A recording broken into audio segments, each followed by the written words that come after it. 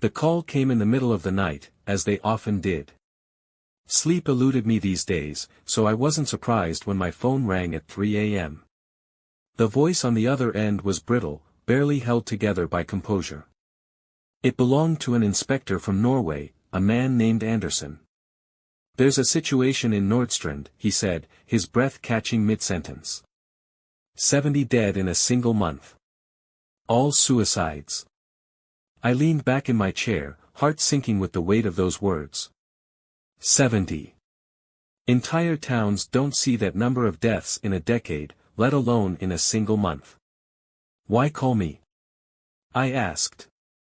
Anderson hesitated. "Because it's not natural. They aren't just killing themselves. They're dying because they can't sleep. They're saying something is sitting on their chests." Amara. The word wasn't unfamiliar to me. In Norse folklore, the Mara was a creature of the night, a nightmare given form.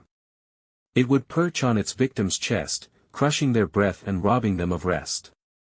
It could haunt its victims into madness, or worse. "I'll be on the next flight," I said. The case wasn't just unusual, it was unprecedented. Whatever was happening in Nordstrand, it was spreading like a contagion, and it needed to be stopped before it reached farther into Norway's frozen heart. Nordstrand was a quiet village nestled in the fjords, hemmed in by snow-dusted forests and mountains that seemed to watch over the land like silent gods. As my plane descended, the landscape appeared tranquil, serene even. But I knew better. Darkness could flourish in the most picturesque places. Anderson met me at the airport. He was a stocky man with sharp blue eyes and a nervous energy that reminded me of a bird startled by its own shadow. "You're Detective Graves?" he asked, gripping my hand in a bone-crushing shake. "Call me Elric," I replied. The drive to Nordstrand was uneventful, save for the grim statistics Anderson rattled off. The victims ranged from teenagers to the elderly, all seemingly unconnected apart from their insomnia and their final, violent ends. "They stopped sleeping entirely," Anderson explained. "The ones we've managed to talk to before they died, they claim something is suffocating them at night. Sitting on their chests." "Any leads?" I asked. He shook his head. "Nothing concrete. There's no sign of poison, no gas leaks, nothing physical. But the entire village is on edge. Everyone's terrified they'll be next." As we approached the town, I noticed how deserted it felt. Curtains were drawn, lights extinguished. The air felt heavier here, thick with unease. Nordstrand didn't feel like a village anymore. It felt like a mausoleum. Our first stop was the home of Eric and Marta Halvorsen, parents of a 17-year-old girl named Lena, one of the earliest victims. The Halvorsens' house was modest but well-kept, with a view of the frozen fjord. Inside, however, it was a different story. The walls were bare, as if the family had stripped away anything that could remind them of their daughter. Marta greeted us with hollow eyes, her face gaunt and pale. "It started with nightmares," she said, her voice barely above a whisper. "Lena told us she'd wake up at night, unable to move," Eric added. "She said something was sitting on her chest, a shadow with long, clawed fingers. At first, we thought it was sleep paralysis. And then?" I prompted. Marta's hands trembled as she clasped them together. "She stopped sleeping. Completely. She was so afraid of seeing it again that she stayed awake for days. It didn't matter. The thing came even when she was awake. She started talking to herself," Eric continued. "Crying and screaming at nothing. And then, one night, his voice broke. She hung herself," Marta finished. "In her bedroom. We found her the next morning." I stood in the silence that followed, letting the weight of their grief settle in the room. "I'd like to see her room," I said finally. The room was exactly what I expected, neat, untouched, preserved in the way grieving parents often leave their children's spaces. But there was something else, an oppressive energy that seemed to coil around me as I stepped inside. The walls bore faint scratches, as if Lena had clawed at them in desperation. The mirror above her vanity was shattered, spiderweb cracks radiating outward. But what caught my eye most was the journal on her desk. Flipping through its pages, I found frantic, scrawled entries that grew more unhinged with each passing day. It's watching me. It whispers my name. I can't breathe. It wants me to join it. I think I might. I closed the journal, my fingers brushing the final, jagged line. The Mara is hungry. The next stop was the local school, which had become a sort of command center for the community's shrinking police force. Anderson introduced me to Astrid Lund, the village's schoolteacher. She looked exhausted, with deep circles under her eyes and a weariness that seemed to go beyond physical fatigue. You don't believe this is just folklore, do you? I asked her. Astrid hesitated, glancing around as if the shadows might be listening. When the first deaths happened, no one thought much of it, she said. But now, everyone is seeing things. My students say they hear voices at night, whispers that tell them to stay awake or they'll never wake again. Has anyone survived the attacks? Not for long, Astrid said grimly. They all end up dead eventually. I leaned in closer. And you? Have you seen anything? Her breath hitched. For a moment, I thought she wouldn't answer. Then she whispered, "It came to me last night. I didn't see it, but I felt it. Sitting on my chest. I couldn't move, couldn't scream. And it whispered in my ear." What did it say? It said, "Soon." Astrid looked up at me, her eyes brimming with tears. I'm afraid, Detective. I don't want to die. I didn't know what to tell her. I'd seen many things in my years as an investigator, things that defied explanation. But the Mara was different. It wasn't just killing people. It was feeding on them. And I had no idea how to stop it. The following morning, I sat with Anderson over steaming cups of coffee in the police station, poring over reports. Each file painted the same grim picture, victims losing sleep, succumbing to hallucinations, then taking their own lives in increasingly desperate and violent ways. Yet there was no apparent connection between them. They're not tied by family, work, or even proximity, Anderson said, running a hand through his graying hair. It's like the Mara is picking them at random. I shook my head. Nothing is ever random with entities like this. They feed on fear, yes, but they also thrive on chaos and imbalance. We're missing something. Outside the station's frost-lined windows, Nordstrand was waking up, or what passed for waking here. The streets were quiet, the few residents outside shuffling along with hollow expressions. Fear had sunk its claws deep into this village, and it was only a matter of time before the Mara claimed another victim. What about Astrid? I asked. She called this morning, Anderson said. She didn't sleep last night. Said she was going to the church for safety. Church. The word snagged in my thoughts. The Mara was a creature of nightmares, but many ancient entities recoiled from symbols of faith.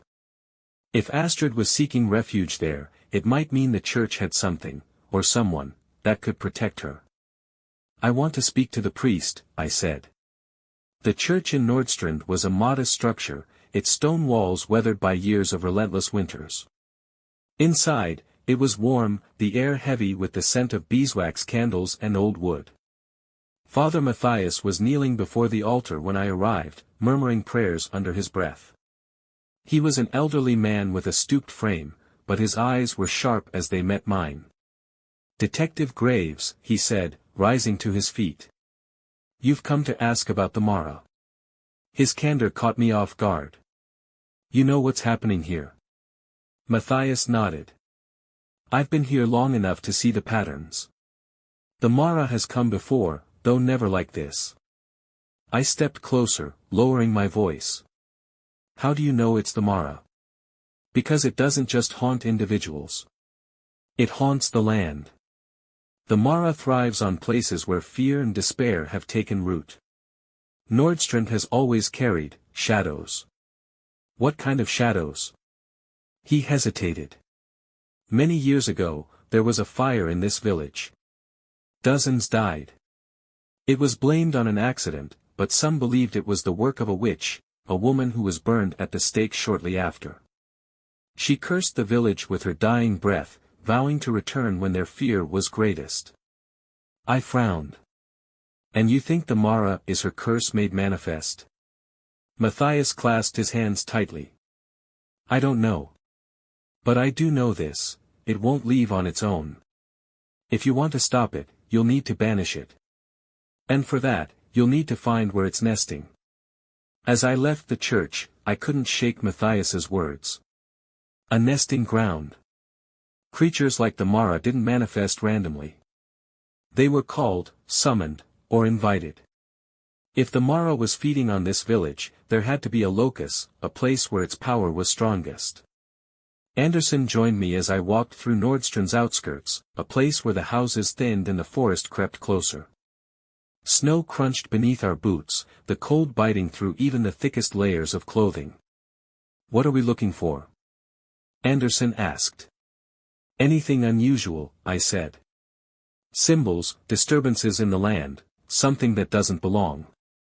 It didn't take long to find it. Near the edge of the forest, the snow was disturbed in a circular pattern, as though a great weight had pressed down on it. In the center of the circle was a symbol carved into the frozen earth, a jagged, angular mark that sent a chill racing up my spine. Do you recognize it? Anderson asked, his voice low. I nodded grimly. It's a rune. Isa, the rune of ice and stillness. But it's been corrupted, combined with another symbol. This wasn't just placed here. It was used. For what? I didn't answer. The truth was too unsettling to put into words. Returning to the village, we sought out Bjorn Arvidsson, an elderly hunter who had lived in Nordstrand his entire life. If anyone knew the stories behind the village's darker history, it would be him. Bjorn lived in a cabin deep in the woods, a place cluttered with pelts, antlers, and the tools of his trade. When we explained why we had come, his weathered face darkened. The Mara, he said, lighting his pipe with trembling hands. It's not a myth, you know.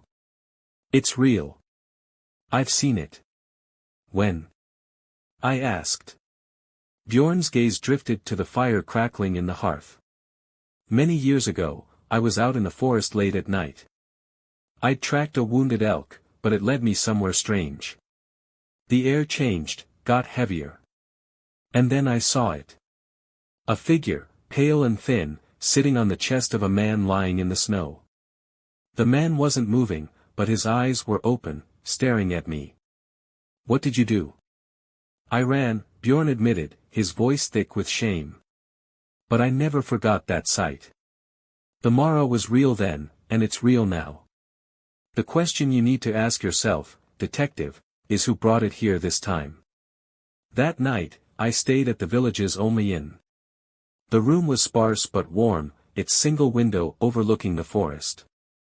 I had intended to stay awake, to pore over my notes and map out my next steps. But exhaustion claimed me before I realized it. I awoke to darkness.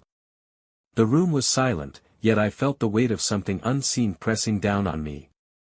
My limbs refused to move. My breath came in shallow gasps. And then I heard it.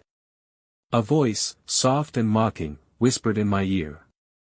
Detective Graves, you can't stop me. The paralysis lifted as suddenly as it had come. I bolted upright, my heart pounding. The room was empty, but the air was cold, colder than it should have been. I knew then that the Mara was aware of me. The next morning, I awoke feeling as if I hadn't rested at all. Whatever the Mara had done during the night had left me rattled, but I couldn't afford to show weakness. Anderson was waiting for me downstairs, his expression grim.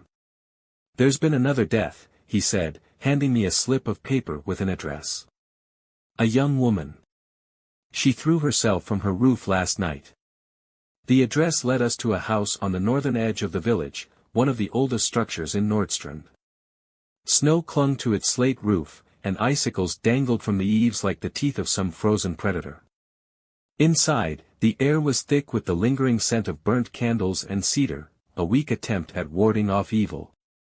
The woman's parents, hunched and hollow-eyed, said little as Anderson led me upstairs to her room. It was there that I found it, another symbol, identical to the corrupted rune I'd seen in the forest. This one was carved into the wooden floor beneath her bed. She started complaining about the nightmares 3 days ago, Anderson murmured, his voice barely audible. Same pattern as the others. Insomnia, hallucinations, and then, this.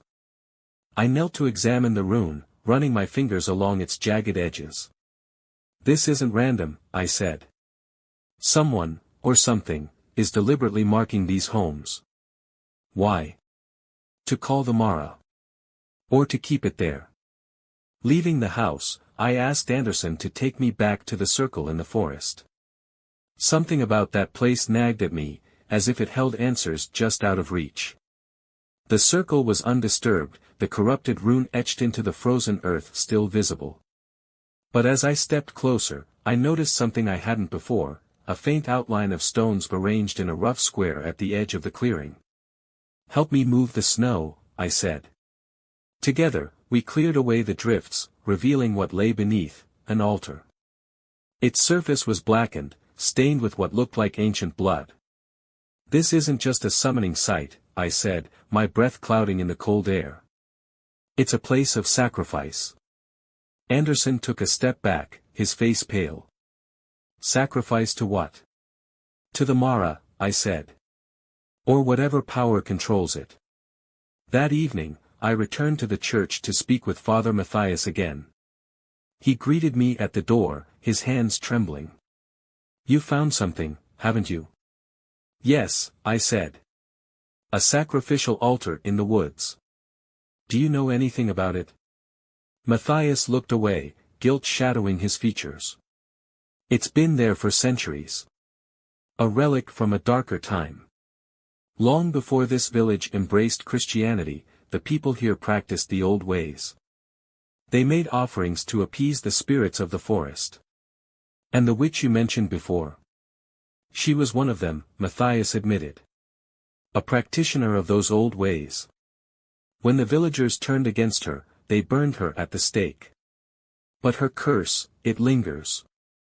She swore that the land would never know peace, and I fear she was right. That night, I stayed at the inn again, though I was wary of sleeping. I set up a ward around my bed, an improvised circle of salt and iron shavings, and kept my revolver close at hand. But the Mara was relentless. I woke in the dead of night to a sound like scraping claws against glass.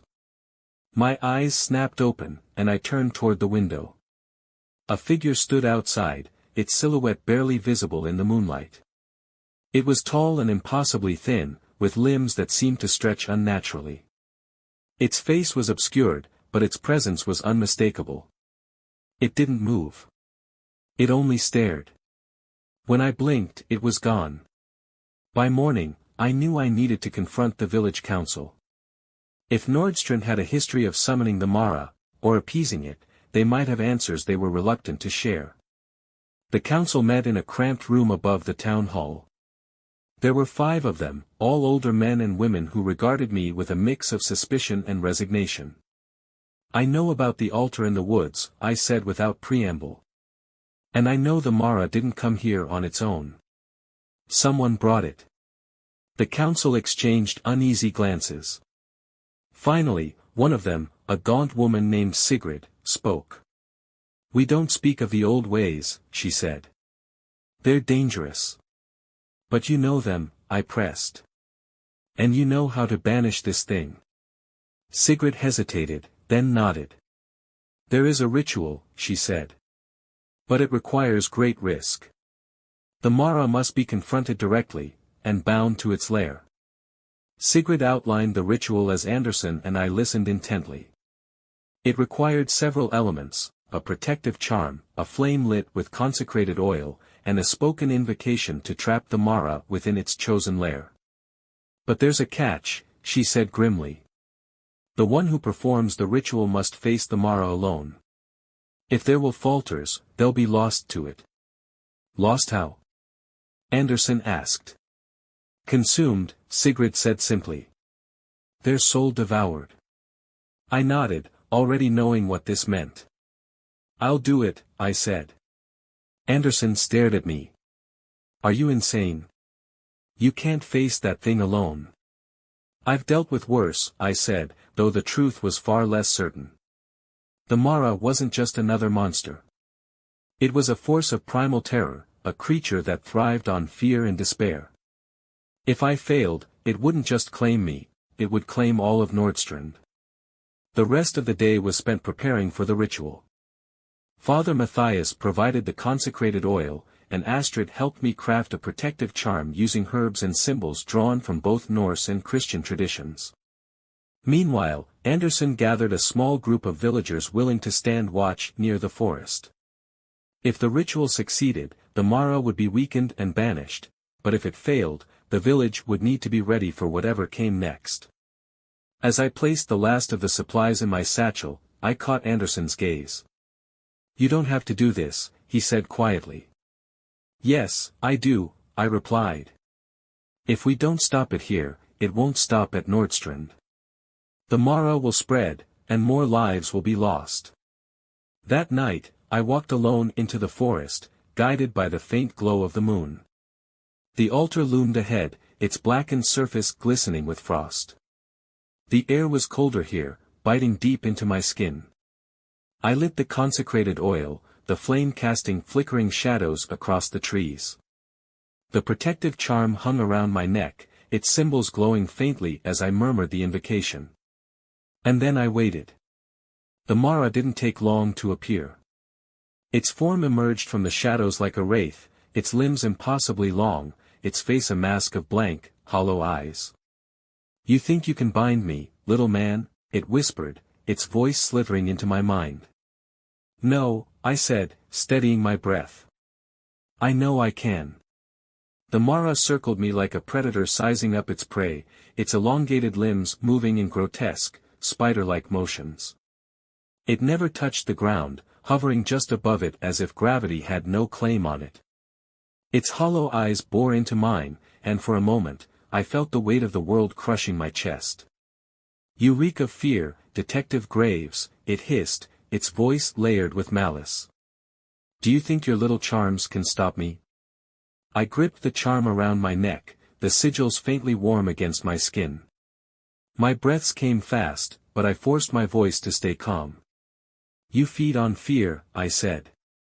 "But what happens when the fear turns to defiance?" The Mara froze for a heartbeat, then let out a low, guttural laugh that reverberated through the clearing. Bold words for a dying man. It lunged.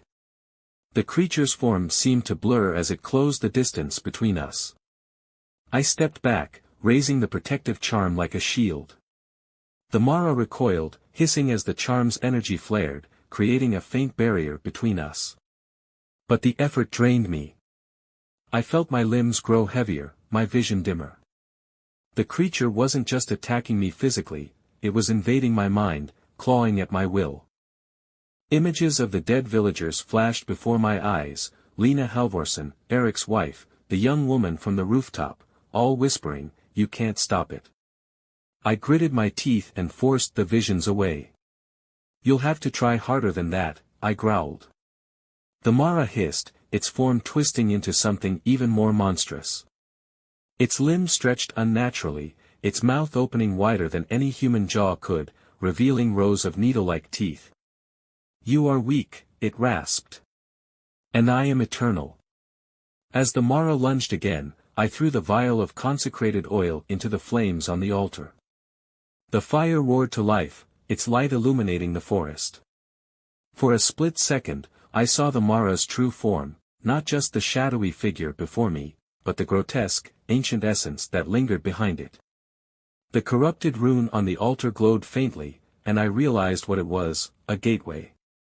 The Mara wasn't bound to this world entirely, it was tethered here by that rune. If I could destroy it, I could sever the connection.